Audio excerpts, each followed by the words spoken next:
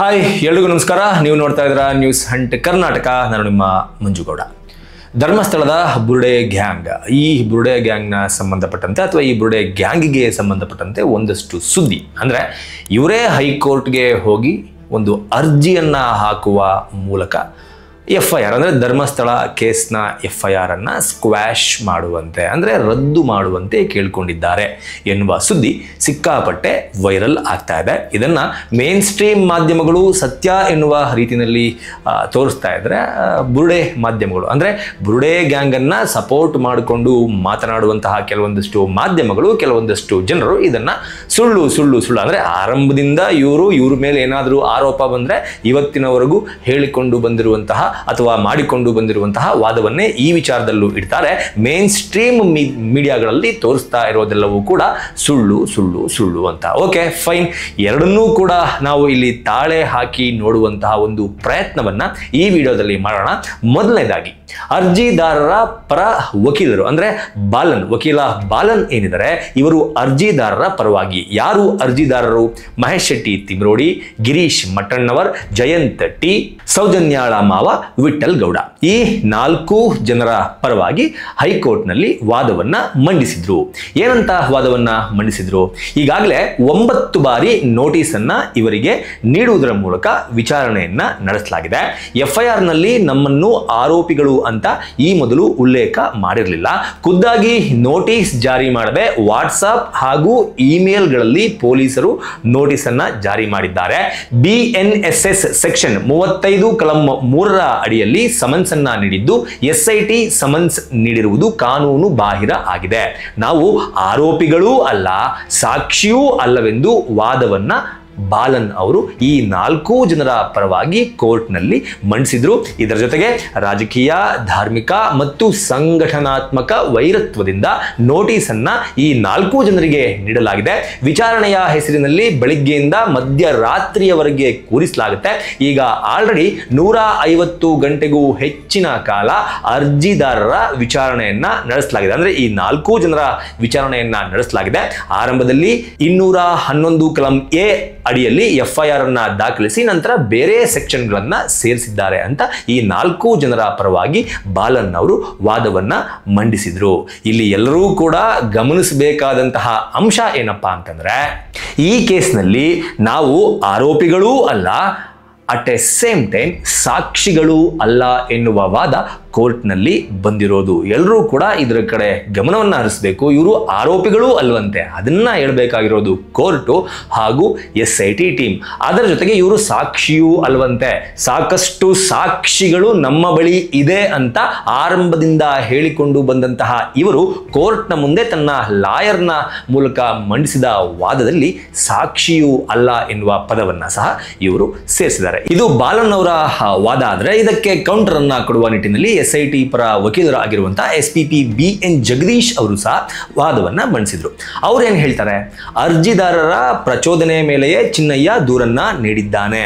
ನೆನಪಿರಲಿ, ಈ ವಾದವನ್ನು ಕೂಡ ಕೇಳಿಸ್ಕೊಳ್ಳಿ. ಕೇವಲ ಬಾಲನ್ ಅವರ ವಾದವನ್ನ ಕೇಳಿಸ್ಕೊಳ್ಳೋದಲ್ಲ, SIT ಪರವಾದಂತಹ ಲಾಯರ್ ಜಗದೀಶ್ ಅವರಿಗೆ ಏನನ್ನ ಕೊಟ್ಟಿರ್ತಾರೆ, ಇನ್ವೆಸ್ಟಿಗೇಷನ್ ನಡೆದಂತಹ ಸಂದರ್ಭದಲ್ಲಿ ಏನೆಲ್ಲ ಮಾಹಿತಿಗಳು ಸಿಕ್ಕಿದೆ ಅನ್ನೋ ಮಾಹಿತಿಯನ್ನ SIT ಪರ ಲಾಯರ್ ಅಂದ್ರೆ ಸರ್ಕಾರಿ ಲಾಯರ್ಗೆ ಕೊಟ್ಟಿರ್ತಾರೆ.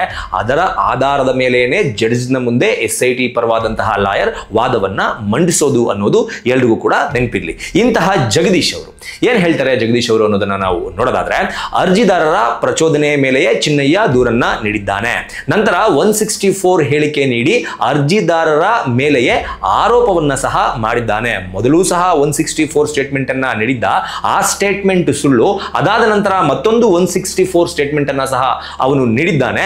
ಅದರಲ್ಲಿ ಈ ಅರ್ಜಿದಾರರ ಮೇಲೆ ಅಂದ್ರೆ ಗಿರೀಶ್ ಮಟ್ಟಣ್ಣ, ಮಹೇಶ್ ಶೆಟ್ಟಿ ತಿಮ್ರೋಡಿ, ಜಯಂತ್ ಟಿ ಹಾಗೂ ವಿಠಲ್ ಗೌಡ, ಈ ಅರ್ಜಿದಾರರ ಮೇಲೆಯೇ ಆತ ಆರೋಪವನ್ನ ಮಾಡಿದ್ದಾನೆ. ಧರ್ಮಸ್ಥಳ ಗ್ರಾಮದ 20 ಕಡೆ ಆಗಿದ್ದು ಪರಿಶೀಲನೆಯನ್ನ ನಡೆಸಲಾಗಿದೆ. ಈಗ ಆರೋಪಿಗಳನ್ನಾಗಿಸಿ ಇವರಿಗೆ ನೋಟಿಸ್ ಅನ್ನ ನೀಡಲಾಗಿದೆ ಅಂತ ನ್ಯಾಯಾಲಯಕ್ಕೆ ಅವರು ತಿಳಿಸಿದ್ರು. ಅಂದ್ರೆ ಧರ್ಮಸ್ಥಳದಲ್ಲಿ SIT ಏನು ಉತ್ಖನನ ಅಂದ್ರೆ ಗುಂಡಿ ಅಗೆಯುವ ಪ್ರಕ್ರಿಯೆಯನ್ನ ಏನು ಆರಂಭ ಮಾಡಿತ್ತು, ಹಾಗೆ ಆರಂಭ ಮಾಡಿದಂತಹ ಪ್ರಕ್ರಿಯೆಯಲ್ಲಿ ಅಗೆಯಲಾಗಿದ್ದು 20 ಗುಂಡಿಗಳು. ಈ 20 ಗುಂಡಿಗಳನ್ನ ಅಗೆದಾಗ ಕೂಡ ಯಾವುದೇ ರೀತಿಯ ಅಸ್ಥಿ ಪಂಜರಗಳು ಸಿಕ್ಕಿಲ್ಲ. ಹಾಗಾಗಿ ಇನ್ವೆಸ್ಟಿಗೇಷನ್ ಮಾಡಿದಾಗ ನಮಗೆ ಗೊತ್ತಾಗಿದ್ದು, ಚಿನ್ನಯ್ಯ ಹೇಳಿದ ಮೇಲೆ ನಮಗೆ ಗೊತ್ತಾಗಿದ್ದು, ಈ ಆರೋಪಿಗಳು ಅಂದ್ರೆ ಈ ಅರ್ಜಿದಾರರು ಏನಿದ್ದಾರೆ ಅವರೇ ಇದಕ್ಕೆಲ್ಲ ಕಾರಣ ಅಂತ ಗೊತ್ತಾದ ನಂತರ ಈಗ ಅವರನ್ನ ಆರೋಪಿಗಳನ್ನಾಗಿಸಿ ಅವರಿಗೆ ನೋಟಿಸ್ ಅನ್ನ ನೀಡಲಾಗಿದೆ. ಎಲ್ಲರೂ ಕೂಡ ನೆನಪಿರ್ಲಿ, ಮುಂಚೆ ನೋಟಿಸ್ ಕೊಡ್ತಾ ಇದ್ದಿದ್ದು ಅವರ ವಿಚಾರಣೆಗಾಗಿ ಅಷ್ಟೇ. ಇವಾಗ ನೋಟಿಸ್ ಕೊಟ್ಟಿರೋದು ಅಂದ್ರೆ ಮುಂಚೆ ನೋಟಿಸ್ ಕೊಟ್ಟಾಗ ಇವರು ಆರೋಪಿಗಳು ಆಗಿರ್ಲಿಲ್ಲ, ಸಾಕ್ಷಿಗಳು ಆಗಿರ್ಲಿಲ್ಲ, ಬದಲಾಗಿ ಜಸ್ಟ್ ಇನ್ವೆಸ್ಟಿಗೇಷನ್ ಅನ್ನ ಇವರನ್ನ ಕರೆಸಿ ಮಾಡಲಾಗಿತ್ತು. ಅದಾದ ನಂತರ ಈಗ ಕಂಪ್ಲೀಟ್ ಇನ್ವೆಸ್ಟಿಗೇಷನ್ ಮುಗಿಯುವ ಹಂತಕ್ಕೆ ಬಂದಿದೆ. ಈ SIT ಟೀಮ್ ಗವರ್ನಮೆಂಟ್ ಗೆ ಒಂದು ರಿಪೋರ್ಟ್ ಅನ್ನ ಕೊಡೋದಕ್ಕೆ ರೆಡಿ ಆಗಿದೆ. ಇಂತಹ ಸಂದರ್ಭದಲ್ಲಿ ಆ ರಿಪೋರ್ಟ್ ನಲ್ಲಿ ಇವರುಗಳನ್ನ ಆರೋಪಿಗಳನ್ನಾಗಿಸಿ ನೋಟಿಸ್ ಅನ್ನ ನೀಡಲಾಗಿದೆ. ಇದರಿಂದ ಗೊತ್ತಾಗೋದೇನಪ್ಪಾ ಅಂತಂದ್ರೆ ಈ ಒಂದು ಬುರುಡೆ ಪ್ರಕರಣದಲ್ಲಿ ಈ 4 ಜನರ ಪಾತ್ರ ಕೂಡ ಇದೆ. ಈ ಷಡ್ಯಂತ್ರದಲ್ಲಿ ಇವರು ಕೂಡ ಭಾಗಿಯಾಗಿದ್ದಾರೆ ಅನ್ನೋದನ್ನ SIT ಪರವಾದಂತಹ ಲಾಯರ್ ಕೋರ್ಟ್ ನಲ್ಲಿ ವಾದದ ಮೂಲಕ ತಿಳಿಸಿದ್ದಾರೆ. ಇದರ ಜೊತೆಗೆ ಇದೇ ಸಮಯದಲ್ಲಿ ಜಡ್ಜು SIT ಪರವಾದಂತಹ ಲಾಯರ್ ಅವರಿಗೆ ಒಂದು ಮಾತನ್ನ ಕೇಳ್ತಾರೆ. ಇಷ್ಟೊಂದು ನೋಟಿಸ್ ಕೊಟ್ಟಿರೋದು ಯಾಕೆ? ಪ್ರತ್ಯೇಕ FIR ಅನ್ನ ದಾಖಲು ಮಾಡಬಹುದಾಗಿತ್ತಲ್ಲ? ಈ ರೀತಿ ಒಂದು ಪ್ರಶ್ನೆ SIT ಪರವಾದಂತಹ ಲಾಯರ್ ಜಗದೀಶ್ ಅವರಿಗೆ ಎದುರಾಗಿದೆ. ಇದಕ್ಕೂ ಕೂಡ ಅವರು ಉತ್ತರವನ್ನ ಕೊಟ್ಟಿದ್ದಾರೆ. ಈಗಾಗಲೇ ದಾಖಲಿಸಿರುವ FIR ನಲ್ಲೇ ಈ ತನಿಖೆಯನ್ನ ಮುಂದುವರೆಸಬಹುದು ಅಂತ ಈ ಹಿಂದಿನ ಸುಪ್ರೀಂ ಕೋರ್ಟ್ ತೀರ್ಪು ಹೇಳಿದೆ. ಹೀಗಾಗಿ ಪ್ರತ್ಯೇಕವಾದಂತಹ FIR ಅನ್ನ ದಾಖಲು ಮಾಡಿ ಇವರನ್ನ ಅರೆಸ್ಟ್ ಮಾಡುವ ಪ್ರಮೇಯ ಬೇಡ. ಈಗ ಆಲ್ರೆಡಿ ಇರುವಂತಹ FIR ನಲ್ಲೇ, ಈಗ ಆಲ್ರೆಡಿ ರನ್ನಿಂಗ್ ಇರುವಂತಹ ಕೇಸ್ನಲ್ಲೇ ಇವರ ಒಂದು ಷಡ್ಯಂತ್ರ ಪೊಲೀಸರಿಗೆ ಗೊತ್ತಾಗಿರುವ ಕಾರಣಕ್ಕೆ ಇದೇ FIR ನಲ್ಲೇ ನಾವು ತನಿಖೆ ಮುಂದುವರಿಸ್ತಾ ಇದ್ದೀವಿ ಅಂತ SIT ತನ್ನ ವಕೀಲರ ಮೂಲಕ ಹೇಳಿಸಿದೆ. ಈ ರೀತಿ ಒಂದು ನೋಟಿಸ್ ಅನ್ನ ಕೊಟ್ಟರು. 35 ಕಲಂ 3 ಅಡಿಯಲ್ಲಿ ನೋಟಿಸ್ ಅನ್ನ ಜಾರಿಗೊಳಿಸಿದ ಬಳಿಕವೂ ಸಹ ಅರ್ಜಿದಾರರು ವಿಚಾರಣೆಗೆ ಬಂದಿಲ್ಲ. ಈಗ ಹೊಸತಾಗಿ 35 ಕಲಂ 3 ಅಡಿಯಲ್ಲಿ ನೋಟಿಸ್ ಅನ್ನ ಜಾರಿಗೊಳಿಸಲಾಗಿದೆ ಎನ್ನುವ ಒಂದು ವಾದವನ್ನ SIT ಪರ ವಕೀಲರು ಕೋರ್ಟ್ನ ಮುಂದೆ ಇಟ್ಟಿದ್ದಾರೆ. ಸೊ ಈ ಎರಡೂ ಕಡೆಯ ವಾದ ಹಾಗೂ ಪ್ರತಿವಾದವನ್ನ ಆಲಿಸಿರುವಂತಹ ಬೆಂಗಳೂರಿನ ಹೈಕೋರ್ಟ್ ನವೆಂಬರ್ 12ನೇ ತಾರೀಕಿನವರೆಗೂ ಯಾವುದೇ ರೀತಿಯ ಬಲವಂತದ ಕ್ರಮಗಳನ್ನು ಈ ಅರ್ಜಿದಾರರ ವಿರುದ್ಧವಾಗಿ ತೆಗೆದುಕೊಳ್ಳುವಂತಿಲ್ಲ. ಅಂದರೆ ಮಹೇಶ್ ಶೆಟ್ಟಿ ತಿಮ್ರೋಡಿ, ಗಿರೀಶ್ ಮಟ್ಟಣ್ಣ, ಜಯಂತ್ ಟಿ, ವಿಠಲ್ ಗೌಡ ಈ 4 ಜನರ ಮೇಲೆ ಫೋರ್ಸ್ಫುಲಿ ಯಾವುದೇ ರೀತಿಯ ಕ್ರಮಗಳನ್ನು ತೆಗೆದುಕೊಳ್ಳುವಂತಿಲ್ಲ ಎನ್ನುವ ಒಂದು ಆದೇಶವನ್ನು ಕೊಡುವ ಮೂಲಕ ನವೆಂಬರ್ 12ನೇ ತಾರೀಕಿನವರೆಗೂ ಈ ಪ್ರಕರಣ ಈಗ ಎಲ್ಲಿ ನಿಂತಿದೆಯೋ ಅಲ್ಲೇ ನಿಂತುಕೊಳ್ಳುವ ಹಾಗೆ ಬೆಂಗಳೂರಿನ ಹೈಕೋರ್ಟ್ ಮಾಡಿದೆ. ಇದು ಎರಡೂ ಕಡೆಯ ವಾದ ಮತ್ತು ಪ್ರತಿವಾದ. ಇದೀಗ ಬುರುಡೆ ಗ್ಯಾಂಗ್ ಹಾಗೂ ಬುರುಡೆ ಗ್ಯಾಂಗಿಗೆ ಸಂಬಂಧಪಟ್ಟಿರುವಂತಹ ಒಂದಷ್ಟು ಮೀಡಿಯಾಗಳ ಬಗ್ಗೆ ಮಾತನಾಡುವಂತಹ ಸಮಯ. ಎಲ್ಲರೂ ಕೂಡ ಈ ಒಂದು ಪಾಯಿಂಟ್ಗಳನ್ನ ನಿಜವಾಗ್ಲೂ ಗಮನ ಕೊಟ್ಟು ಕೇಳಿ. ವಿಡಿಯೋ ಮುಗಿಯೋದ್ರೊಳಗಡೆ ನಿಮಗೆ ಗೊತ್ತಾಗುತ್ತೆ ಏನ್ ಆಗಿರ್ಬೋದು, ಏನ್ ಆಗ್ತಾ ಇರ್ಬೋದು ಅಂತ. ಆರಂಭದಲ್ಲಿ 211 ಕಲಂ ಅಡಿಯಲ್ಲಿ ದಾಖಲಿಸಿದ್ದು ಸರಿ. ಈಗ ದಾಖಲಿಸ್ತಾ ಇರೋದು ಅಂದ್ರೆ ಈಗ ಹೊಸ ಸೆಕ್ಷನ್ಗಳನ್ನ ಇವರ ಮೇಲೆ ಆಗ್ತಾ ಇರೋದು ತಪ್ಪು ಅನ್ನೋದು ಇವರ ವಾದ. ಅಂದ್ರೆ ಎಲ್ಲರೂ ಕೂಡ ಇಲ್ಲಿ ಗಮನಿಸಬೇಕಾದಂತಹ ಒಂದು ಅಂಶ ಏನಪ್ಪಾ ಅಂತಂದ್ರೆ ಈ ಒಂದು ಪ್ರಕರಣ ಆರಂಭ ಆದಾಗ ಸಾಕಷ್ಟು ಜನರ ವಿಚಾರಣೆಯನ್ನ SIT ಕರೆದು ಮಾಡಿತ್ತು. ಆ ಸಂದರ್ಭದಲ್ಲಿ 211 ಕಲಂ ಅಡಿಯಲ್ಲಿ ಒಂದಷ್ಟು ವಿಚಾರಗಳನ್ನ ಈ ಒಂದು ಪ್ರಕರಣದಲ್ಲಿ ಸೇರಿಸಿತ್ತು. ಆದ್ರೆ ಇವರನ್ನ ವಿಚಾರಣೆಗೆ ಕರೆಸಿದಾಗ ಗಿರೀಶ್ ಮಟ್ಟಣ್ಣ, ಮಹೇಶ್ ಶೆಟ್ಟಿ ತಿಮ್ರೋಡಿ, ಜಯಂತ್ ಟಿ ಜೊತೆಗೆ ವಿಠಲ್ ಗೌಡ ಈ ಎಲ್ಲರನ್ನೂ ಸಹ ವಿಚಾರಣೆಗೆ ಕರೆಸಿದಾಗ ಇವರ ಮೇಲೆ ಇನ್ನೊಂದಷ್ಟು ಅಡಿಷನಲ್ ಆಗಿ ಸೆಕ್ಷನ್ಗಳನ್ನ ಹಾಕುವಂತಹ ಯಾವುದೇ ರೀತಿಯ ಸಾಕ್ಷಿಗಳು ಸಿಕ್ಕಿರಲಿಲ್ಲ. ಆದ್ರೆ ಎಲ್ಲರೂ ಕೂಡ ಮಾಧ್ಯಮಗಳಲ್ಲಿ ನೋಡಿದ್ರ ಇದೇ SIT ತಂಡ ಸಾಕಷ್ಟು ಜನರ ವಿಚಾರಣೆಯನ್ನ ಈ ಒಂದು 3 ತಿಂಗಳ ಪೀರಿಯಡ್ ನಲ್ಲಿ ಮಾಡಿದೆ. ಯಾರೆಲ್ಲ ವಿಚಾರಣೆಯನ್ನ ಮಾಡಿದೆ? ಯುನೈಟೆಡ್ ಮೀಡಿಯಾ ಯೂಟ್ಯೂಬರ್ ಆಗಿರುವಂತಹ ಅಭಿಯ ವಿಚಾರಣೆ ಆಗಿದೆ, ಸುಜಾತಾ ಭಟ್ ಅವರ ವಿಚಾರಣೆ ಆಗಿದೆ, ಚಿನ್ನಯ್ಯನ ಜೊತೆ ಕೆಲಸ ಮಾಡ್ತಾ ಇದ್ದಂತಹ ಕೆಲಸಗಾರರ ವಿಚಾರಣೆ ಆಗಿದೆ, ಚಿನ್ನಯ್ಯನ ಫ್ಯಾಮಿಲಿ ವಿಚಾರಣೆ ಆಗಿದೆ, ದೇವಸ್ಥಾನದ ಆಡಳಿತ ಮಂಡಳಿ ಅಂದ್ರೆ ಒಂದಷ್ಟು ಜನ ಮ್ಯಾನೇಜರ್ಗಳನ್ನ ಕರೆಸಿ ಸಹ ವಿಚಾರಣೆ ಮಾಡಲಾಗಿದೆ, ಗ್ರಾಮ ಪಂಚಾಯಿತಿ ಸಿಬ್ಬಂದಿಯನ್ನ ಸಹ ಕರೆಸಿ ವಿಚಾರಣೆ ಮಾಡಲಾಗಿದೆ, ಆಂಬ್ಯುಲೆನ್ಸ್ ಸಿಬ್ಬಂದಿ ಹಾಗೂ ಯೂಟ್ಯೂಬರ್ ಸಮೀರ್ ಈ ಎಲ್ಲರ ವಿಚಾರಣೆಯನ್ನ ಸಹ ಮಾಡಲಾಗಿದೆ. ಈ ಎಲ್ಲರ ವಿಚಾರಣೆಯನ್ನ ಮಾಡಿದ ನಂತರ SIT ತಂಡಕ್ಕೆ ಗೊತ್ತಾಗಿದ್ದು ಈ 4 ಜನರು ಸಹ ಧರ್ಮಸ್ಥಳ ಕೇಸ್ನ ಈ ವಿಚಾರದಲ್ಲಿ ಷಡ್ಯಂತ್ರವನ್ನ ರೂಪಿಸಿ ಚಿನ್ನಯ್ಯನಿಗೆ ತಾವು ಹೇಳಿಕೊಟ್ಟಂತೆ ಹೇಳುವ ಹಾಗೆ ಮಾಡಿದ್ದಾರೆ ಅನ್ನೋದು ಈ ಎಲ್ಲರ ವಿಚಾರಣೆ ಆದ್ಮೇಲೆ ಗೊತ್ತಾಗುತ್ತೆ. ಸೊ ಆರಂಭದಲ್ಲಿ ಯಾವ ಸೆಕ್ಷನ್ಗಳನ್ನು ಆಡ್ ಮಾಡಿರಲಿಲ್ಲ, ಇವರ ವಿರುದ್ಧ ಯಾವ ರೀತಿಯ ಸಾಕ್ಷಿ ಆಧಾರಗಳು ಕೂಡ ಸಿಕ್ಕಿರಲಿಲ್ಲ. ಹಾಗಾಗಿ ಈ ಎಕ್ಸ್ಟ್ರಾ ಸೆಕ್ಷನ್ಗಳನ್ನ ಅಂದ್ರೆ ಈಗ ಏನು ಸೇರಿಸಿದರೆ ಈ ಎಕ್ಸ್ಟ್ರಾ ಸೆಕ್ಷನ್ಗಳನ್ನ ಆರಂಭದಲ್ಲಿ ಸೇರಿಸಿರ್ಲಿಲ್ಲ. ಆವಾಗ ಅದನ್ನ ಇವರೆಲ್ಲರೂ ಸೇರಿ ಸರಿ ಅಂತ ಒಪ್ಕೊಂಡಿದ್ರು. ಆದ್ರೆ ಈ ಎಲ್ಲರ ವಿಚಾರಣೆ ಆದ ಬಳಿಕ ಪೊಲೀಸರ ಗಮನಕ್ಕೆ ಬಂದಿದ್ದು ಇದರಲ್ಲಿ ಇವರ ಹಸ್ತಕ್ಷೇಪ ಇದೆ, ಈ ಷಡ್ಯಂತ್ರದಲ್ಲಿ ಇವರು ಪಾಲ್ಗೊಂಡಿದ್ದಾರೆ ಅಂತ. ಅದಕ್ಕೇನೆ ಈಗ ಎಕ್ಸ್ಟ್ರಾ ಸೆಕ್ಷನ್ಗಳನ್ನ ಸೇರಿಸಿ ಇವಾಗ ನೋಟಿಸ್ ಕೊಟ್ಟು ಬಂದಿಲ್ಲ ಅಂತಂದ್ರೆ ನಿಮ್ಮನ್ನ ಅರೆಸ್ಟ್ ಮಾಡ್ತೀವಿ ಅಂತ SIT ಹೇಳ್ತಾ ಇರೋದು. ಇದರಲ್ಲಿ ತಪ್ಪೇನಿದೆ? ಇದರಲ್ಲಿ ಯಾವ ರೀತಿ ತಪ್ಪು ನಿಮ್ಮ ಕಣ್ಣಿಗೆ ಕಾಣಿಸ್ತಾ ಇದೆ? ಇನ್ನು ಎರಡನೇದಾಗಿ ಈ ಕೇಸ್ನ ವಿಚಾರದಲ್ಲಿ ಆರಂಭದ ದಿನಗಳಲ್ಲಿ ಇವರುಗಳು ಹೇಳಿದ್ದೇನು? ನಾನು ಹುಟ್ಟಿಸ್ಕೊಂಡು ಯಾವುದನ್ನು ಹೇಳುವ ಅವಶ್ಯಕತೆ ನನಗಿಲ್ಲ, ಸಾಕ್ಷಿ ಸಮೇತ ನಿಮ್ಮ ಮುಂದೆ ಪ್ರಸಾರ ಮಾಡ್ತಾ ಹೋಗ್ತೀನಿ, ನೋಡ್ತಾ ಹೋಗಿ. ಆರಂಭದಲ್ಲಿ ಇದೇ ಗಿರೀಶ್ ಮಟ್ಟಣ್ಣ, ಸಮೀರ್ MD, ಅಜಯ್ ಹಾಗೂ ಅಭಿ ಈ 4 ಜನರು ಕುಳಿತುಕೊಂಡಂತಹ ಒಂದು ಲೈವ್ ಯುನೈಟೆಡ್ ಮೀಡಿಯಾದಲ್ಲಿ ಪ್ರಸಾರ ಆಗಿತ್ತು. ಅದರಲ್ಲಿ ಇವರು ಹೇಳಿದ್ದೇನು? ಆರಂಭದ ದಿನಗಳಲ್ಲಿ ಒಂದು ಒಳ್ಳೆಯ ಬೆಳವಣಿಗೆ, ಇದು ವಿಜಯ ಗೆಲುವು ಅಂತ ನಾನು ಹೇಳ್ಬೇಕಾ? ಇಲ್ಲ, ಅಂದ್ರೆ ಗೆಲುವಿನ ಹೆಬ್ಬಾಗಿಲು ಮುಟ್ಟಿದ್ದೇವೆ ಅಂತ ನಾನು ಹೇಳ್ಬೋದು. ಮತ್ತೆ ಇದಕ್ಕೆ ಕಾರಣಕರ್ತರಾದಂತ ಎಲ್ಲರೂ ಕೂಡ ಗೆಲುವಿನ ಹೆಬ್ಬಾಗಿಲನ್ನ ಮುಟ್ಟಿದ್ದೀವಿ. 1ನೇ ಪಾಯಿಂಟ್, ನನಗೆ ಯಾಕೆ ಖುಷಿ ಆಗ್ತಾ ಇದೆ ಅಂತ ಹೇಳಿದ್ರೆ, ನಮ್ಮ ಬೇಡಿಕೆ ಇದ್ದಿತ್ತು ಪ್ರಣಬ್ ಮೊಹಂತಿ ಸಾಹೇಬ್ರಿಗೆನೆ ಮಾಡಬೇಕು ಅಂತ ಅನೇಕ ಸಂದರ್ಭದಲ್ಲಿ ನಾನು ಹೇಳಿದ್ದೇನೆ. ಮತ್ತೆ ನಮ್ಮ ಅಡ್ವೊಕೇಟ್ಸ್ ಗಳು ಕೂಡ ಹೇಳಿದ್ದಾರೆ, ಅವರು ಸಜೆಸ್ಟ್ ಮಾಡಿದ್ದಾರೆ. ಯಾಕಂದ್ರೆ ಹೂ ಲೀಡ್ಸ್ ದ ಟೀಮ್ ತುಂಬಾ ಇಂಪಾರ್ಟೆಂಟ್. ಅವರ ಯೋಗ್ಯತೆ ಏನು, ಅಂದ್ರೆ ಅವರ ಒಂದು ಕಮಿಟ್ಮೆಂಟ್ ಏನು, ಅವ್ರದ್ದು ಇನ್ವೆಸ್ಟಿಗೇಟಿವ್ ಎಕ್ಸ್ಪೀರಿಯನ್ಸ್ ಏನು. ಈಗ ಇದರಲ್ಲಿ ಯಾರನ್ನಪ್ಪ ಮಾಡಿದ್ರು, CID ಮಾಡಿದ್ರು, ಅವನು DYSP ಯಾರದು Rudramuni, most useless fellow. Rudramuni ಸರಿ ಇಲ್ಲ ಇವ್ರ ಪ್ರಕಾರ. ಆ ಒಂದು ಪ್ರಕರಣವನ್ನ ಇಷ್ಟು ದಾರಿ ತಪ್ಪಿಸಿದ ಅಂದ್ರೆ ಬರೀ ಮೇ ಬಿ ಒಂದು 8 ದಿನ ಇಷ್ಟೇ ಮಾಡಿದ್ದದು. ಎಲ್ಲ ತಿಳ್ಕೊಂಡಿರ್ಬೋದು ವರ್ಷಗಟ್ಟಲೆ ಮಾಡಿದ್ರೆ ಅಂತ ಹೇಳಿ. ಕರೆಕ್ಟ್ ಆಗಿ ನಾವು ಲೆಕ್ಕ ಹಾಕಿದರೆ 8 ರಿಂದ 9 ದಿನ ಮಾತ್ರ ಅದು ಧರ್ಮಸ್ಥಳದಲ್ಲಿ ಕೂತ್ಕೊಂಡೇ ಬರ್ದಿದ್ದು. ಅಂದ್ರೆ ಲೈಕ್ ಮುಂಚೆ SIT ಮಾಡಿದ್ರು, ಆದ್ರೆ SIT ಬಗ್ಗೆ ನನ್ನ ಸ್ಪೆಷಲ್ ಆಗಿ ಖಂಡಿತ ಭರವಸೆ ಇದೆ. ಯಾಕಂತ ಹೇಳಿದ್ರೆ ಪ್ರಣಬ್ ಮೊಹಂತಿ ಸಾಹೇಬ್ರಿಗೆ ಏನಂತ ಹೇಳಿದ್ರೆ lot of experience, departmental experience, ಅನೇಕ ಬೇರೆ ಬೇರೆ ತನಿಖೆಗಳನ್ನ ಮಾಡಿದ್ದಾರೆ. ಈ ಹಿಂದೆ ಒಂದು ಇದರಲ್ಲಿ ಸ್ವತಃ ಈ ರಾಜ್ಯದ ಹೈಕೋರ್ಟೇ ಅಕ್ನಾಲೇಜ್ ಮಾಡಿದೆ, ದೃಢೀಕರಿಸಿದೆ ಅವರಿಗೆ ಪ್ರಣಬ್ ಮೊಹಂತಿ ಅವರ ನೇತೃತ್ವದಲ್ಲಿನೇ ಆಗಬೇಕು ಅಂತ. ಒಂದು ಹೈಕೋರ್ಟ್, ಒಂದು ರಾಜ್ಯದ ಉಚ್ಚ ನ್ಯಾಯಾಲಯ ಆ ಅಧಿಕಾರಿಯನ್ನ ಪ್ರಮಾಣೀಕರಿಸ್ತದೆ ಅಂತ ಹೇಳಿದ್ರೆ ಡೆಫಿನೆಟ್ಲಿ ಅವ್ರದ್ದು ದೊಡ್ಡದು ಒಂದು ಅಚೀವ್ಮೆಂಟ್, ಎಂಟೈರ್ ಸರ್ವಿಸ್ ಅಲ್ಲಿ ಅವ್ರದ್ದೊಂದು ಅಚೀವ್ಮೆಂಟ್ ಇರ್ತದೆ. ಕೋರ್ಟ್ ಹೇಳಿದೆ. IPS ಅನುಚೇತ್ ಸಾಹೇಬ್ರದ್ದು ಹೆಸರು ಹಾಕಿದ್ದಾರೆ. ಇಟ್ ಇಸ್ ಅ ಮಿರಾಕಲ್ ಅಂತ ನಾನು ಹೇಳ್ತೇನೆ. ಹೇಗೆ ಅಂತ ಹೇಳಿದ್ರೆ, ಸೌಜನ್ಯ ಪ್ರಕರಣ ಆದಾಗ 9ನೇ ತಾರೀಕು ಅಕ್ಟೋಬರ್ 2012ರಂದು ಮಿಸ್ಸಿಂಗ್ ಆಗಿ ಅವಳ ಡೆಡ್ ಬಾಡಿ ಸಿಕ್ಕ ತಕ್ಷಣ it's a brutal murder and gang rape ಅಂತ ಆದಾಗ ಅನುಚೇತ್ ಸಾಹೇಬ್ರು ಕೂಡ ಪುತ್ತೂರಿನ ASP ಆಗಿದ್ರು. ಹಿ ವಾಸ್ ಪಾರ್ಟ್, ಅವ್ರದೊಂದು ಟೀಮ್ ಮಾಡಿದ್ರು. ಹೋರಾಟ ಜೋರಾದ ನಂತರ ಇಲ್ಲ ಇಮಿಡಿಯೇಟ್ ಆಗಿ ಆರೋಪಿಗಳನ್ನ ಪತ್ತೆ ಹಚ್ಚೋದ್ರ ಸಲುವಾಗಿ ಇಮಿಡಿಯೇಟ್ ಆಗಿ SIT ಮಾಡಿ ಇವ್ರದೊಂದು ತಂಡ, ಅನುಚೇತ್ ಸಾಹೇಬ್ರ ತಂಡ. ನೋಡಿದ್ರಲ್ಲ, ಇದಿಷ್ಟು ಮಟ್ಟಣ್ಣ ಆರಂಭದಲ್ಲಿ SIT ಫಾರ್ಮ್ ಆದಾಗ ಕೊಟ್ಟಂತಹ ಒಂದು ಸ್ಟೇಟ್ಮೆಂಟ್. ಇವರ ಪ್ರಕಾರ ಇವರ ಮೊದಲ ಸ್ಟೇಟ್ಮೆಂಟ್ ಏನಾಗಿತ್ತು? ನಾವು ಗೆಲುವಿನ ಹೆಬ್ಬಾಗಿಲಿನಲ್ಲಿ ಇದೀವಿ. ಗೆಲುವಿನ ಹೆಬ್ಬಾಗಿಲು ಅಂತ ಯಾಕೆ ಹೇಳಿದ್ದು ಅಂತಂದ್ರೆ, SIT ಫಾರ್ಮ್ ಆಗಿತ್ತು. SIT ಫಾರ್ಮ್ ಆದಾಗ ಇವರು ಯಾರೆಲ್ಲ ಅಧಿಕಾರಿಗಳು ಅದರಲ್ಲಿ ಇರಬೇಕು ಅಂತ ಎಕ್ಸ್ಪೆಕ್ಟೇಷನ್ ನ ಇಟ್ಕೊಂಡಿದ್ರು, ಆ ಎಲ್ಲಾ ಅಧಿಕಾರಿಗಳು ಆ SIT ಟೀಮ್ ನಲ್ಲಿ ಇದ್ರು. ಹಾಗಾಗಿ ಇವರು ಆವತ್ತಿನ ದಿನ ಹೇಳಿದಂತಹ ಮೊದಲ ಮಾತು, ನಾವು ವಿಜಯದ ಹೆಬ್ಬಾಗಿಲಿನಲ್ಲಿ ಇದೀವಿ ಅಂತ. ಎರಡನೇ ಸ್ಟೇಟ್ಮೆಂಟ್ ಏನು? ನಾವೆಲ್ಲರೂ ಕೂಡ ಕೇಳ್ಕೊಂಡಿದ್ವಿ, ಈ ಒಂದು ಟೀಮ್ಗೆ, SIT ಟೀಮ್ಗೆ ಪ್ರಣಬ್ ಮೊಹಂತಿ ಅವರೇ ಹೆಡ್ ಆಗಬೇಕು ಅಂತ.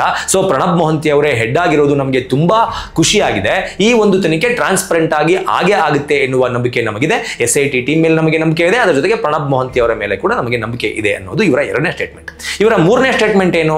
ಇದೇ ಪ್ರಣಬ್ ಮೊಹಂತಿ ಅವರ ಸಲುವಾಗಿ ಬೆಂಗಳೂರಿನ ಉಚ್ಚ ನ್ಯಾಯಾಲಯ ಅಂದ್ರೆ ಹೈಕೋರ್ಟ್ ಯಾವುದೋ ಒಂದು ಕೇಸ್ನಲ್ಲಿ ಹೇಳಿದೆ, ಪ್ರಣಬ್ ಮೊಹಂತಿ ಅವರು ತುಂಬಾ ದಕ್ಷ ಅಧಿಕಾರಿ, ಈ ದಕ್ಷ ಅಧಿಕಾರಿಯ ಕೈಯಲ್ಲೇ ಈ ಒಂದು ಪ್ರಕರಣದ ತನಿಖೆ ಆಗಬೇಕು ಅಂತ ಹೇಳಿತ್ತು. ಸೊ ಒಂದು ಹೈಕೋರ್ಟೇ ಒಬ್ಬ ಪೊಲೀಸ್ ಅಧಿಕಾರಿಯನ್ನ ಈ ರೀತಿ ಪ್ರಮೋಟ್ ಮಾಡುತ್ತೆ ಅಥವಾ ಪೊಲೀಸ್ ಅಧಿಕಾರಿಯ ಸಲುವಾಗಿ ಈ ರೀತಿಯ ಸ್ಟೇಟ್ಮೆಂಟ್ ಅನ್ನ ಕೊಡುವುದರ ಮೂಲಕ ಅವರೇ ಇನ್ವೆಸ್ಟಿಗೇಷನ್ ಮಾಡಬೇಕು ಅಂತ ಹೇಳುತ್ತೆ ಅಂದ್ರೆ ಅವರ ದಕ್ಷತೆ ಎಷ್ಟರ ಮಟ್ಟಕ್ಕೆ ಇರಬೇಡ, ನೀವೆಲ್ಲರೂ ಕೂಡ ಯೋಚನೆ ಮಾಡಬೇಕು ಅನ್ನೋದು ಇವರ 3ನೇ ಸ್ಟೇಟ್ಮೆಂಟ್ ಆಗಿತ್ತು. ಇನ್ನು 4ನೇ ಸ್ಟೇಟ್ಮೆಂಟ್ ಏನಾಗಿತ್ತು, ಈ ಒಂದು SIT ಟೀಮ್ ನಲ್ಲಿ ಅನುಚೇತ್ ಅವರು ಸಹ ಇದ್ರು.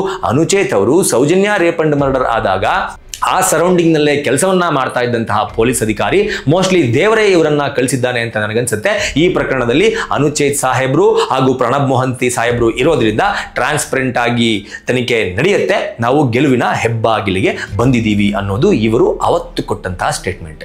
ಆದರೆ ಇವತ್ತು ಕೊಡ್ತಾ ಇರುವಂತಹ ಸ್ಟೇಟ್ಮೆಂಟ್, ತಮ್ಮ ವಕೀಲರಾದಂತಹ ಬಾಲನ್ ಅವರ ಕೈಯಲ್ಲಿ ಕೊಡಿಸ್ತಾ ಇರುವಂತಹ ಸ್ಟೇಟ್ಮೆಂಟ್, SIT ವರದಿ ಸರಿಯಾಗಿ ಆಗಿಲ್ಲ, ಸರಿಯಾದ ಪ್ರೊಸೀಜರ್ಗಳನ್ನ ಫಾಲೋ ಮಾಡಿಲ್ಲ, SIT ತನಿಖೆ ಮೇಲೆ ನಮಗೆ ನಂಬಿಕೆ ಬರ್ತಾ ಇಲ್ಲ, ಇಲ್ಲ ಸಲ್ಲದ ಸುಳ್ಳು ಕೇಸ್ಗಳನ್ನ ನಮ್ಮ ಮೇಲೆ ಹಾಕಿದ್ದಾರೆ, ಸುಳ್ಳು ಚಪಾತಿ ಬದಲಾಯಿಸಿದಂಗೆ ಚಪಾತಿನ ಬೇಯಿಸ್ಕೊಂಡಂಗೆ FIR ಗಳನ್ನ ಪ್ರತಿದಿನ ದಾಖಲು ಮಾಡ್ತಾ ಇದ್ದಾರೆ. ಸೊ ಇವ್ರ ಮೇಲೆ ನಮಗೆ ನಂಬಿಕೆ ಇಲ್ಲ ಅಂದ್ರೆ ಅರ್ಥ ಏನು? ಇಲ್ಲಿ ನೀಟಾಗಿ ಅರ್ಥ ಆಗೋದೇನಪ್ಪ ಅಂತಂದ್ರೆ, ಇವ್ರು ಹೆಂಗೆ ಹೇಳ್ತಾರೆ ಹಂಗೆ ಮಾಡಿದ್ರೆ, ಇವ್ರು ಹೆಂಗೆ ಹೇಳ್ತಾರೆ ಹಂಗೆ ಕೇಳಿದ್ರೆ, ಇವ್ರಿಗೆ ಬೇಕಾದ ರೀತಿಯಲ್ಲಿ ಸರ್ಕಾರಕ್ಕೆ ಅವರು ವರದಿಯನ್ನ ಕೊಟ್ರೆ ಮಾತ್ರ ಅದು ಸರಿ. ಏನಾದರೂ ಅವರಿಗೆ ಸತ್ಯ ಗೊತ್ತಾಗಿ ಇವ್ರ ವಿರುದ್ಧ ತಿರುಗಿ ಬಿದ್ಬಿಟ್ರು ಅಂದ್ರೆ ಇವ್ರು ಯಾರನ್ನು ಬಿಟ್ಟಿದ್ದಾರೆ? ಆರಂಭದಲ್ಲಿ ಚಿನ್ನಯ್ಯ ಒಳ್ಳೆಯವನು ಅಂತ ಹೇಳಿದ್ರು, ಇವತ್ತು ಅವ್ನು ಕೆಟ್ಟವನು. ಇವ್ರಿಗೆ ಯಾಕೆ? ಅವ್ನು ತಿರುಗಿ ಬಿದ್ದ. ಅದಾದ್ಮೇಲೆ ಸುಜಾತಾ ಭಟ್ ಅವರು ಬಂದರು. ಸುಜಾತಾ ಭಟ್ ಆರಂಭದಲ್ಲಿ ಅವ್ರು ಹೇಳಿದ್ದೆಲ್ಲವೂ ಕೂಡ ಕರೆಕ್ಟ್ ಇತ್ತು, ಅವರು ತಿರುಗಿ ಬಿದ್ರು. ಅದಾದ್ಮೇಲೆ ಸುಜಾತಾ ಭಟ್ ಕೂಡ ಸರಿ ಇಲ್ಲ. ಅದಾದ್ಮೇಲೆ ಸರ್ಕಾರ ಆರಂಭದಲ್ಲಿ ಇವರ ಹೇಳಿದ ಮಾತನ್ನ ಎಲ್ಲವನ್ನೂ ಕೇಳಿಸಿಕೊಂಡಂತಹ ಕರ್ನಾಟಕ ರಾಜ್ಯ ಸರ್ಕಾರದ ಸಿದ್ದರಾಮಯ್ಯ ಮುಖ್ಯಮಂತ್ರಿ ಅವರು ಒಂದು SIT ಟೀಮ್ ಅನ್ನ ಫಾರ್ಮ್ ಮಾಡ್ತಾರೆ. ಅವಾಗ ಸೂಪರ್ ಅಂದಂತಹ ಇವರೇ ಈಗೇನ್ ಹೇಳ್ತಾರೆ, ಸರ್ಕಾರ ಸರಿ ಇಲ್ಲ, ಯಾವ್ದೋ ಒತ್ತಡ ಇದೆ, ಇವ್ರು DK ಶಿವಕುಮಾರ್ ಅವರ ಹೆಸರನ್ನ ಹೇಳ್ಕೊಂಡು ಇವ್ರು ಒತ್ತಡವನ್ನ ಹಾಕಿದ್ದಾರೆ ಅನ್ನೋ ಒಂದು ಆರೋಪವನ್ನ ಮಾಡ್ತಾರೆ. ಇವಾಗ ಸರ್ಕಾರ ಕೂಡ ಸರಿ ಇಲ್ಲ. ಅದ್ರ ಜೊತೆಗೆ ಇವಾಗ ಆರಂಭದಲ್ಲಿ ಪ್ರಣಬ್ ಮೊಹಂತಿ ಅವರನ್ನ ಹೈಕೋರ್ಟ್ ಹೊಗಳಿದೆ, ಇಂತಹ ದಕ್ಷ ಅಧಿಕಾರಿ ಇಲ್ಲ ಅಂತ ಹೈಕೋರ್ಟ್ ಹೇಳಿದೆ. ಪ್ರಣಬ್ ಮೊಹಂತಿ ಅವರ ಮೇಲೆ ನಮಗೆ ಸಂಪೂರ್ಣವಾದಂತಹ ನಂಬಿಕೆ ಇದೆ ಅಂತ ಹೇಳಿದ್ದಂತಹ ಇವರುಗಳೇ ಇವಾಗ ಪ್ರಣಬ್ ಮೊಹಂತಿ ಅವರ ಎಗ್ನೆಸ್ಟ್ ಕೋರ್ಟ್ಗೆ ಹೋಗಿದ್ದಾರೆ. ಎಗ್ನೆಸ್ಟ್ ಯಾಕೆ ಕೋರ್ಟ್ಗೆ ಹೋಗಿದ್ದಾರೆ ಅಂತ ನಿಮ್ಗೆ ಅನ್ಸುತ್ತೆ ಅಂತ ನಾನು ಹೇಳ್ತಾ ಇದ್ದೀನಿ ಅಂತ ನೋಡಿದ್ರ, ನೋಡಿ ಈ ಡಾಕ್ಯುಮೆಂಟ್ 3ನೇ ಹೆಸರು ನೋಡಿ, ಪ್ರಣಬ್ ಮೊಹಂತಿ ಅವರನ್ನು ಸಹ ಇವರು ಈ ಕೇಸ್ನಲ್ಲಿ ಪಾರ್ಟಿಯನ್ನ ಹಾಕ್ಸಿದ್ದಾರೆ.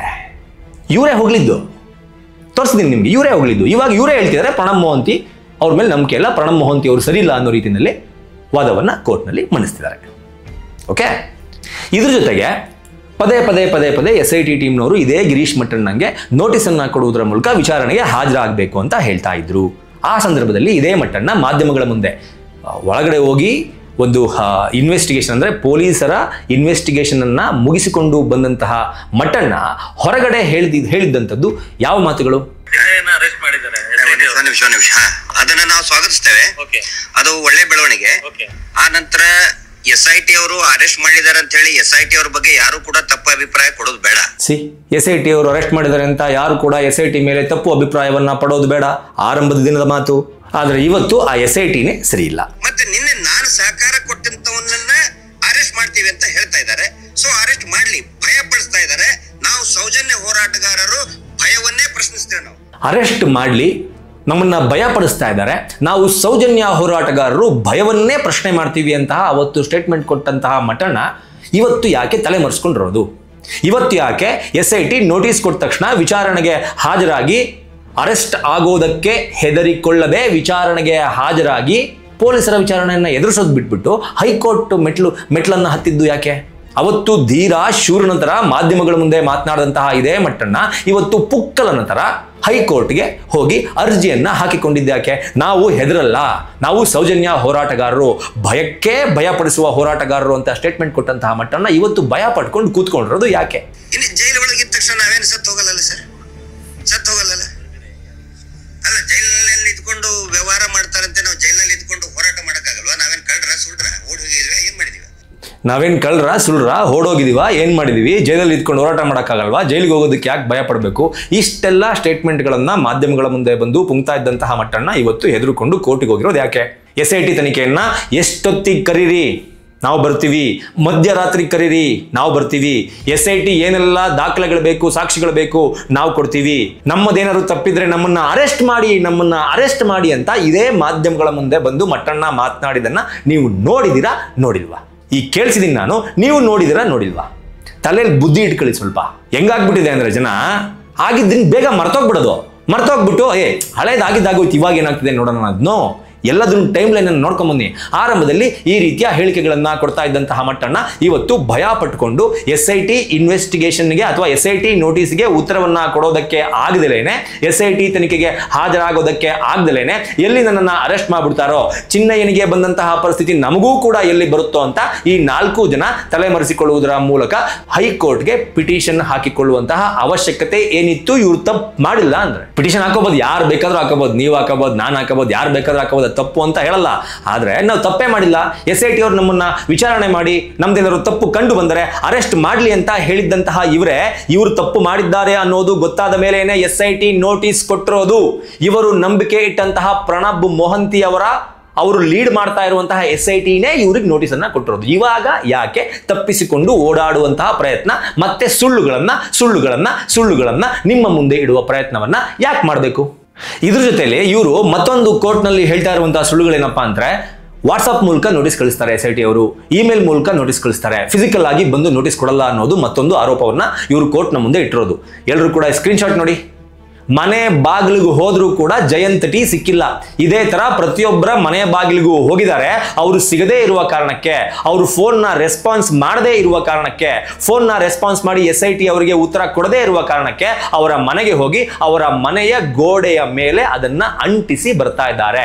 ಆದ್ರೆ ಇವ್ರು ಹೇಳೋದು ಇದನ್ನೆಲ್ಲ ಹೇಳಲ್ಲ. ಮನೆಗೆ ಬಂದಿದ್ರು, ಅವಾಗ ನಾವ್ ಇರ್ಲಿಲ್ಲ, ಗೋಡೆ ಮೇಲೆ ಅಂಟಿಸೋಗಿದ್ದಾರೆ, ನಮ್ಮ ಮನೆಯವ್ರಿಗೆ ಇನ್ಫಾರ್ಮ್ ಮಾಡಿದ್ದಾರೆ, ಇದನ್ನೆಲ್ಲ ಕೋರ್ಟಲ್ಲಿ ಹೇಳಲ್ಲ. ಇವ್ರು ಹೇಳೋದೊಂದೇ ನೋಡಿ, ವಾಟ್ಸಪ್ ಅಲ್ಲಿ ಕಳಿಸಿದ್ದಾರೆ. ಎಸ್, ಮನೆಗೂ ಹೋಗಿದ್ದಾರೆ, ಅಲ್ಲಿ ಸಿಕ್ಕಿಲ್ಲ, ಫೋನ್ ಮಾಡಿದ್ದಾರೆ, ರೆಸ್ಪಾಂಡ್ ಮಾಡಿಲ್ಲ, ಮನೆಗೆ ಹೋಗಿ ಗೋಡೆ ಮೇಲೆ ಅಂಟಿಸ್ ಬಂದ್ರು ಕೂಡ ಅದಕ್ಕೆ ಉತ್ತರ ಸಿಕ್ಕಿಲ್ಲ. ಆವಾಗ ನಂಬರ್ ಇರುತ್ತೆ ರೀ, SIT ಅವರು ಇನ್ವೆಸ್ಟಿಗೇಷನ್ಗೆ ಕರೆದಾಗ ಅವ್ರ ಮೇಲ್ ಐಡಿ ನಂಬರ್ ಎಲ್ಲರನ್ನು ಕೂಡ ಕಲೆಕ್ಟ್ ಮಾಡ್ಕೊಂಡಿರ್ತಾರೆ. ಸೊ ಹಾಗಾಗಿ ಅವರ ನಂಬರ್ನ ವಾಟ್ಸಪ್ಗೂ ಕಳಿಸಿರ್ತಾರೆ, ಮೇಲೂ ಮಾಡಿರ್ತಾರೆ. ಆದ್ರೆ ಇವ್ರು ಎಲ್ಲವನ್ನೂ ಸಹ ಮುಚ್ಚಿಟ್ಟು ವಾಟ್ಸಪ್ ಅಲ್ಲಿ ಕಳಿಸಿದ್ನ ಮಾತ್ರ ಕೋರ್ಟ್ನ ಮುಂದೆ ತೋರಿಸ್ತಾರೆ. ಇಲ್ಲಿ ಎಲ್ಲರೂ ಕೂಡ ಗಮನಿಸಬೇಕಾಗಿರುವಂತಹ ಮತ್ತೊಂದು ಅಂಶ ಏನಪ್ಪಾ ಅಂತಂದ್ರೆ, ಧರ್ಮಸ್ಥಳ ಹಾಗೂ ಧರ್ಮಸ್ಥಳ ಆಡಳಿತ ಮಂಡಳಿ ಮೇಲೆ ಇದೇ ಚಿನ್ನಯ್ಯ ಬಂದು ಆರೋಪವನ್ನ ಮಾಡಿದ್ರೆ ಏನ್ ಹೇಳ್ದ ಇದೇ ಸಮೀರ ಅವತ್ತು? ಸಾಕ್ಷಿ ತಾನೇ ಕೇಳ್ತಾ ಇದ್ರಿ, ಈಗ ಜೀವಂತ ಸಾಕ್ಷಿ ಬಂದಿದೆ, ನ್ಯಾಯ ಇಸ್ಕೊಡಿ ಇವಾಗ ನೋಡೋಣ ಅಂತ ಹೇಳಿದ್ನಲ್ವಾ. ಇದೇ ಚಿನ್ನಯ್ಯ ಧರ್ಮಸ್ಥಳದ ದೇವಸ್ಥಾನದ ಆಡಳಿತ ಮಂಡಳಿ ಮೇಲೆ ಆರೋಪವನ್ನ ಮಾಡಿದ್ರೆ ಅದು ಸರಿ. ಆದ್ರೆ ಅದೇ ಚಿನ್ನಯ್ಯ ಅದೇ ಜಡ್ಜ್ನ ಮುಂದೆ ಹೋಗಿ, ಇಲ್ಲ ಈ ಬುರ್ಡೆ ಗ್ಯಾಂಗ್ ಎಲ್ಲರೂ ಸೇರಿ ನನಗೆ ಹೇಳ್ಕೊಟ್ರು, ಹಂಗಾಗಿ ನಾನು ಈ ಸ್ಟೇಟ್ಮೆಂಟ್ ಅನ್ನ ಧರ್ಮಸ್ಥಳ ದೇವಸ್ಥಾನದ ಆಡಳಿತ ಮಂಡಳಿ ಮೇಲೆ ಕೊಡಬೇಕಾಗಿ ಬಂತು ಅಂತ ಮತ್ತೊಂದು ಸ್ಟೇಟ್ಮೆಂಟ್ ಅನ್ನ ಕೊಟ್ರೆ ಅದು ತಪ್ಪು. ಹೆಂಗಾಗುತ್ತೆ? ಇಲ್ಲ ಚಿನ್ನಯ್ಯ ಹೇಳಿದ್ 2 ಸುಳ್ಳಾಗಿರ್ಬೇಕು, ಇಲ್ಲ ಚಿನ್ನಯ್ಯ ಹೇಳ್ತಿರೋದು 2 ಸತ್ಯ ಆಗಿರ್ಬೇಕು. ಇವ್ರಿಗೆ ಬೇಕಾದಂಗೆ ಬೇರೆಯವ್ರ ಮೇಲೆ ಹೇಳಿದ್ರೆ ಅದನ್ನ ಸತ್ಯ ಅಂತ ಬಿಂಬಿಸೋದು, ಇವ್ರ ವಿರುದ್ಧ ತಿರುಗಿ ಬಿದ್ರೆ ಅವನು ಮೋಸ ಮಾಡ್ದ, ಸುಳ್ಳು ಅಂತ ಬಿಂಬಿಸೋದು. ಇದ್ಯಾವ ತರ ನ್ಯಾಯ? ಎಲ್ಲರೂ ಕೂಡ ನೆನಪಲ್ಲಿ ಇಟ್ಕೊಳ್ಳಿ. ಇಷ್ಟು ದಿನಗಳ ಕಾಲ ಇವರು ಪದೇ ವಿಚಾರಣೆಗೆ ನಮ್ಮನ್ನು ಕರೀರಿ ಅಂತ ಹೇಳ್ತಾ ಇದ್ರು. ಆವಾಗ ಇವರ ಇರುವಿಕೆ ಇನ್ವೆಸ್ಟಿಗೇಷನ್ ನಲ್ಲಿ ಪ್ರೂವ್ ಆಗಿರ್ಲಿಲ್ಲ. ಈ ಕೇಸ್ಗೆ ಸಂಬಂಧಪಟ್ಟಂತೆ ಇವ್ರು ಇನ್ವಾಲ್ವ್ ಆಗಿದಾರೋ ಇಲ್ವೋ ಅನ್ನೋದು ಇನ್ನೂ ಪ್ರೂವ್ ಆಗಿರ್ಲಿಲ್ಲ. ಆದ್ರೆ ಈ ಎಲ್ಲಾ ಜನರನ್ನ ಇನ್ವೆಸ್ಟಿಗೇಷನ್ ಮಾಡಿದ್ರಲ್ಲ, ನೋಟಿಸ್ ಕೊಟ್ಟು ಕರ್ಸಿ ಇನ್ವೆಸ್ಟಿಗೇಷನ್ ಮಾಡಿದಾಗ ಇನ್ವೆಸ್ಟಿಗೇಷನ್ ನಲ್ಲಿ ಒಂದಷ್ಟು ಮಾಹಿತಿಗಳು ಬೆಳಕಿಗೆ ಬರುತ್ತೆ. ಆ ಬೆಳಕಿಗೆ ಬಂದ ಮಾಹಿತಿಗಳ ಪ್ರಕಾರನೇ SIT ನಡೆದುಕೊಳ್ತಾ ಇದೆ. ಇವರ ಷಡ್ಯಂತ್ರ ಈ ಕೇಸ್ನಲ್ಲಿ ಇರೋದು ಗೊತ್ತಾಗಿನೇ ಮತ್ತೊಂದು ನೋಟಿಸ್ ಅನ್ನ ಕೊಟ್ಟಿದೆ, ಅರೆಸ್ಟ್ ಮಾಡೋದಕ್ಕೆ ಮುಂದಾಗಿದೆ. ಇದು ಈ ಬುರ್ಡೆ ಗ್ಯಾಂಗ್ಗೆ ಗೊತ್ತಾಗಿರುವ ಕಾರಣಕ್ಕೇನೆ ಹೈಕೋರ್ಟ್ಗೆ ಹೋಗಿ ಇದೀಗ ಸ್ಟೇ ಅನ್ನ ತೆಗೆದುಕೊಂಡು ಬಂದಿದೆ. 12ನೇ ತಾರೀಕು ಅದೇನು ಅಂತ ಡಿಸೈಡ್ ಆಗುತ್ತೆ. ಆದ್ರೆ ಇವರು ನಡೆದುಕೊಳ್ತಾ ಇರುವಂತಹ ರೀತಿಯನ್ನ ನೀವು ಗಮನಿಸಲೇಬೇಕು. ಮತ್ತೊಂದು ವಿಷಯನ ನಾನು ನಿಮಗೆ ಹೇಳಲೇಬೇಕು. ಇವರ ಈ ಚಾಳಿ ಇದೆಯಲ್ಲ, ಈ ಚಾಳಿ ಇವತ್ತು ನೆನ್ನೆದಲ್ಲ, ಹೊಸದಲ್ಲ. ಬದಲಾಗಿ ಸೌಜನ್ಯ ಕೇಸ್ ಹೋರಾಟ ಏನು ಇವರು ಕೈಗೆತ್ಕೊಂಡ್ರು, ಹೋರಾಟವನ್ನ ಆರಂಭ ಮಾಡಿದ್ರು, ಆವತ್ತಿನ ದಿನದಿಂದ ಇವತ್ತಿನ ದಿನದವರೆಗೂ ಇವರದ್ದು ಇದೇ ಚಾಳಿ. ಯಾವ ಚಾಳಿ ಅಂತ ಹೇಳ್ತೀರಾ? ಆರಂಭದಲ್ಲಿ ಸೌಜನ್ಯ ಕೇಸನ್ನ ಪೊಲೀಸ್ ಅವರು ಇನ್ವೆಸ್ಟಿಗೇಷನ್ ಮಾಡ್ತಾರೆ. ಇವರೆಲ್ಲ ಸೇರಿ ಪೊಲೀಸ್ ಮೇಲೆ ನಮಗೆ ನಂಬಿಕೆ ಇಲ್ಲ, ಪೊಲೀಸ್ ಬೇಡವೇ ಬೇಡ, CID ಕೊಡಿ ಅಂತ ಕೇಳ್ಕೊತಾರೆ. ಅದಾದ ನಂತರ CID ಕೊಡ್ತಾರೆ. ಈಗ CID ಕೂಡ ವರದಿ ಕೊಡುತ್ತೆ, ಇದರಲ್ಲಿ ಯಾವುದೇ ರೀತಿಯ ಧರ್ಮಸ್ಥಳ ದೇವಸ್ಥಾನದ ಆಡಳಿತ ಮಂಡಳಿ ಇನ್ವಾಲ್ವ್ಮೆಂಟ್ ಕಂಡು ಬರ್ತಾ ಇಲ್ಲ ಅಂತ. ಆಗ ಇವರು ಹೇಳಿದ್ರು CID ಕೂಡ ಸರಿ ಇಲ್ಲ, ಇದನ್ನ CBIಗೆ ಕೊಡಿ ಅಂತ. CBI ಕೂಡ ಇನ್ವೆಸ್ಟಿಗೇಷನ್ ಮಾಡುತ್ತೆ. CBI ಇನ್ವೆಸ್ಟಿಗೇಷನ್ ಮಾಡಿ CID ಏನನ್ನ ಹೇಳಿತ್ತೋ ಅದನ್ನೇ CBI ಕೂಡ ಹೇಳುತ್ತೆ. ಆಗ ಇವರು ಹೇಳಿದ್ದು CBI ಕೂಡ ಸರಿ ಇಲ್ಲ, CBI ತನಿಖೆ ಕೂಡ ಕರೆಕ್ಟ್ ಆಗಿ ಆಗಿಲ್ಲ ಅಂತ. ಅದಾದ ನಂತರ ಇವರಿಗೆ ಸುಪ್ರೀಂ ಕೋರ್ಟ್ಗೆ ಹೋಗೋದಕ್ಕೆ ಬೇಜಾನ್ ಆಪ್ಷನ್ಸ್ ಇವತ್ತಿಗೂ ಸಹ ಇರುತ್ತೆ. ಆದ್ರೆ ಸೌಜನ್ಯ ಕೇಸ್ನಲ್ಲಿ ಇವರು ಯಾವುದೇ ಕಾರಣಕ್ಕೂ ಇಲ್ಲಿಯ ತನಕ ಸುಪ್ರೀಂ ಕೋರ್ಟ್ನ ಕದವನ್ನ ತಟ್ಟಿಲ್ಲ. ಫೇಕ್ ಬುರುಡೆಯನ್ನ ಇಟ್ಕೊಂಡು, ಗಂಡಿನ ಬುರುಡೆಯನ್ನ ಇಟ್ಕೊಂಡು ಹೆಣ್ಣಿಂದು ಅಂತ ಪ್ರೊಜೆಕ್ಟ್ ಮಾಡಿಕೊಂಡು ಬುರುಡೆಯನ್ನ ಎತ್ಕೊಂಡು ಸುಪ್ರೀಂ ಕೋರ್ಟ್ನ ಕದವನ್ನ ತಡೆದಂತಹ ಇವರು ಸೌಜನ್ಯ ವಿಚಾರವಾಗಿ ಇಲ್ಲಿಯವರೆಗೂ ಇಲ್ಲಿಯವರೆಗೂ ಸುಪ್ರೀಂ ಕೋರ್ಟ್ನ ಕದವನ್ನ ತಟ್ಟಿಲ್ಲ. ಅದರ ಜೊತೆಗೆ ಈ ಬುರ್ಡೆ ಕೇಸ್ ಇನ್ವೆಸ್ಟಿಗೇಷನ್ ಆಗೋದಕ್ಕಿಂತ ಮುಂಚೆ ಲೋಕಲ್ ಪೊಲೀಸ್ ಅವರು ಯಾವುದೇ ಕಾರಣಕ್ಕೂ ಇನ್ವೆಸ್ಟಿಗೇಷನ್ ಮಾಡೋದು ಬೇಡ, ಲೋಕಲ್ ಪೊಲೀಸರ ಮೇಲೆ ನಮಗೆ ನಂಬಿಕೆ ಇಲ್ಲ, ಲೋಕಲ್ ಪೊಲೀಸಿನವರನ್ನ ಧರ್ಮಸ್ಥಳದ ದೇವಸ್ಥಾನದ ಆಡಳಿತ ಮಂಡಳಿ ದುಡ್ಡು ಕೊಟ್ಟು ಕೊಂಡುಕೊಂಡು ಬಿಡಬಹುದು, ಹಾಗಾಗಿ ಇದಕ್ಕೊಂದು SIT ಅನ್ನ ರಚನೆ ಮಾಡಿ ಅಂತ ಇದೇ ಟೀಮ್ ಕೇಳ್ಕೊಳ್ಳುತ್ತೆ. ಇದೀಗ ಅದೇ ಟೀಮ್ SIT ಮುಖ್ಯಸ್ಥ ಪ್ರಣಬ್ ಮೊಹಂತಿ ಅವರನ್ನ ಪಾರ್ಟಿಯನ್ನಾಗಿಸಿ ಅವರ ವಿರುದ್ಧ ಕೋರ್ಟ್ಗೆ ಹೋಗುತ್ತೆ. SIT ಅಂದ್ರೆ ಆರಂಭದಲ್ಲಿ ಇವರೇ ರಚಿಸಿ ಅಂತ ಕೇಳಿಕೊಂಡ SIT ಕೂಡ ಸರಿ ಇಲ್ಲ, ಲೋಕಲ್ ಪೊಲೀಸರು ಸರಿ ಇಲ್ಲ, CID ಸರಿ ಇಲ್ಲ, CBI ಸರಿ ಇಲ್ಲ, ಇವತ್ತಿನ SIT ಕೂಡ ಸರಿ ಇಲ್ಲ. ಹಂಗಿದ್ರೆ ಏನ್ ಮಾಡಬೇಕು ದಯವಿಟ್ಟು ನೀವೇ ಹೇಳಿ.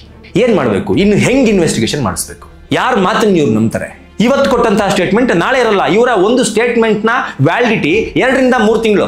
ಅದು SIT ಇಷ್ಟು ಲಾಂಗ್ ಆಗಿ ಫಾರ್ಮ್ಯಾಟ್ ನ ಹೇಳ್ಕೊಂಡ್ ಬಂದಿದ್ದಕ್ಕೆ ಆಯ್ತು. ಇಲ್ಲ ಅಂತಂದ್ರೆ ಇವರ ಒಂದು ಸ್ಟೇಟ್ಮೆಂಟ್ ನ ವ್ಯಾಲಿಡಿಟಿ 2 ರಿಂದ 3 ದಿನ ಅಷ್ಟೇ. ಇವತ್ತು ಹಿಂಗೆ ಹೇಳ್ತಾರೆ, ನಾಳೆ ಉಲ್ಟಾ ಹೊಡೆದ್ಬಿಡ್ತಾರೆ. ಎಷ್ಟು ಸುಳ್ಳು! ಯಾವನ್ನಾದ್ರೂ ಈ ಎಲ್ಲಾ ಸುಳ್ಳುಗಳ ಬಗ್ಗೆ ಇವ್ರನ್ನ ಪ್ರಶ್ನೆ ಮಾಡಿದಿರೇನ್ರಿ? ಮಾಡಿದಿರಾ ನೀವೆಲ್ಲ ಪ್ರಶ್ನೆನ? ನಮ್ಗಳಿಗೆ ಬಂದು ಇಷ್ಟು ಶುದ್ಧ ಕಮೆಂಟ್ ಹಾಕೊಂಡು ಪ್ರಶ್ನೆ ಮಾಡ್ತಿರಲ್ಲ, ಇವ್ರುಗಳು ಈ ವಿಚಾರಗಳ ಸಲುವಾಗಿ ನೀವು ಮಾಡಿದಿರಾ? ಆರಂಭದಲ್ಲಿ ನೀವೇ ಹೇಳಿದ್ರಲ್ಲ ಸ್ವಾಮಿ SIT ಟೀಮ್ ಸೂಪರ್ ಅಂತ, ಇವಾಗ ನೀವೇ SIT ಟೀಮ್ ಸರಿ ಇಲ್ಲ ಅಂತ ಹೇಳ್ಬಿಟ್ಟು SIT ಅವರ ಎಗ್ನೆಸ್ಟ್ ಪ್ರಣಬ್ ಮೊಹಂತಿ ಅವರ ಎಗ್ನೆಸ್ಟ್ ಹೈಕೋರ್ಟ್ಗೆ ಹೋಗಿದ್ರಲ್ಲ, ನಿಮ್ಗೆ ನಾಚಿಕೆ ಮಾನ ಮರೆಯೋದಿಲ್ವ ಅಂತ ಯಾವನಾದ್ರೂ ಕೇಳಿದಿರಾ? ನೀವು ಕೇಳಿಲ್ಲ, ಕೇಳೋದು ಇಲ್ಲ. ನಮ್ಮ ಹಣೆ ಬರ, ನಮ್ಮ ಕರ್ಮ, ಇದನ್ನೆಲ್ಲ ತಗೊಂಬಂದ್ ನಿಮ್ ಮುಂದಕ್ಕೆ ಇಡ್ಬೇಕು ನಾವು. ನೋಡಿ ಸುಳ್ಳು ಹೇಳ್ತಾವ್ರೆ ಅಂತ ಅಷ್ಟೆಲ್ಲ ಹೇಳಿದ್ಮೇಲೂ ಕೂಡ ಕಮೆಂಟ್ ಸೆಕ್ಷನ್ ಅಲ್ಲಿ ಕೆಳಗಡೆ ಇದ್ರ ಸಲುವಾಗಿ ಮಾತನಾಡೋದು ಬಿಟ್ಟು, ಇದ್ರ ಸಲುವಾಗಿ ಡಿಸ್ಕಷನ್ ಮಾಡೋದನ್ನ ಬಿಟ್ಟು, ಪೇಮೆಂಟ್ ಗಿರಾಕಿ ಒಳ್ಳೆ ಪೇಮೆಂಟ್ ಆಗಿದೆ ಅಂತ ಕಮೆಂಟ್ ಹಾಕ್ತಾರೆ. ನಿಮ್ ಜನ್ಮಕ್ಕೆ ಇದಿಷ್ಟು ಧರ್ಮಸ್ಥಳದ ಬುರ್ಡೆ ಪ್ರಕರಣದಲ್ಲಿ ಇಲ್ಲಿಯವರೆಗೂ ಆಗಿರುವಂತಹ ಅಪ್ಡೇಟ್.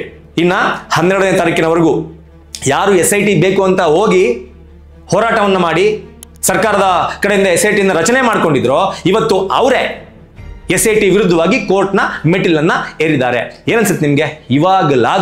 ಇವಾಗಲಾದ್ರೂ ತಲೆಯಲ್ಲಿ ಬುದ್ಧಿ ಇದ್ರೆ, ತಲೆ ಒಳಗಡೆ ಲದ್ದಿ ಇಲ್ಲ ಅಂತಂದ್ರೆ ಇವಾಗಲಾದ್ರೂ ಈ ಪ್ರಕರಣದ ಬಗ್ಗೆ ನಿಮ್ಗೆ ಏನನ್ಸುತ್ತೆ ಅಂತ ಕಮೆಂಟ್ ಮಾಡಿ. ಓಕೆ, ನಮಸ್ಕಾರ.